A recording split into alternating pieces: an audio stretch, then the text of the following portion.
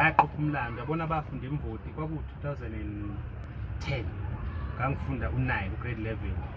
sengufunda okwesibili ngoba ngawufila mina ngiqala ukuqonywa ka9 ngina15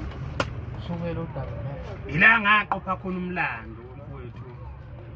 kwashaya nomisi mina bebanga ma kuzoshaya nomisi lo munye nginikeza isikhiyi uthi angiphume ngiye cottage uzocela yena kube ngathi uyagula mina ngiyenye ngafike nganikeza iphoyisa u50 kwakubuthelezi iphoyisa lasemvoti unjabulo ngamnika u50 ngaphuma ngaye cottage kanti lo munye umisi ubonile kahle bona wathi mebuya ngithi kwakusaphekwa lokudla lokhu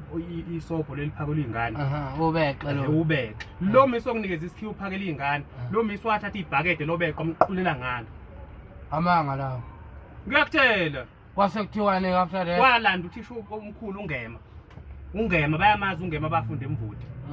walanda uthisha omkhulu sebeshaya nomisi kwathiwa into ezothiwani le uthisha omkhulu wathi akulandwe yena umchuno lo